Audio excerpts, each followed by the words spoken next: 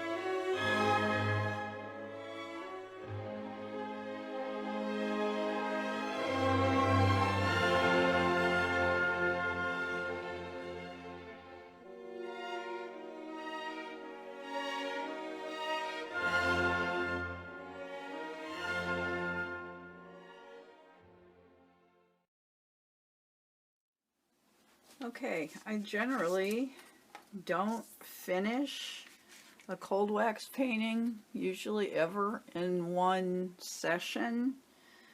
I very seldom like them this quickly, but I'm calling this one done because I really like it just the way it is. So it was a fun one. I think I finally got my timing down for making my Gamsol drips with the oiler boiler. Got lots of little cool spots that are revealing the history layers here, and just this one little spot I'm not sure about, but I'm just gonna sit with it for a bit. It's okay. This gave me a little trouble. I just wasn't liking it, but I like it better now. I love the edges here that I got from the torn newsprint. So yeah, I like it. Let's take the tape off and see.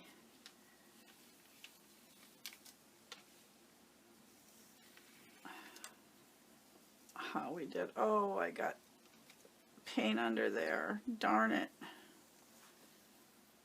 I'm not sure if I can clean that off with Gamsol or not. Okay.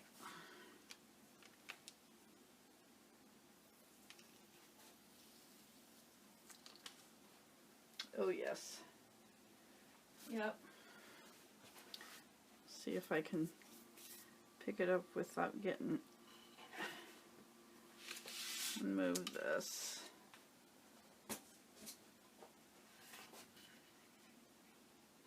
That's a darn shame right there. I'm going to try and get it off with Gamsol. Yep. You like it? Let me pick it up for you. Lots of cool little spots. So that's it.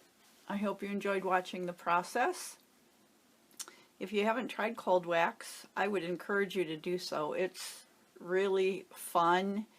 It's just one experiment after another, and if I hated this, I could let it dry overnight. It won't be completely dry, but this amount of layers would be dry enough, and I could just go over the whole thing again. I could do it 20 times if I wanted to or needed to. And every layer that you put on just gives it a whole different look, and it's really just a cool medium to work with. If you don't want to work with oil paint, the water mixable oils allow you to clean up with just soap and water, and so you don't have to worry about using solvents if those are things that bother you. So yeah, there's no reason not to. I did a video a little while back where I didn't use oil paint, I used alcohol ink, and it gives you extremely transparent layers, which is just a whole nother realm to explore. But anyways, give it a try. If you like this video, give it a thumbs up and share it with your friends.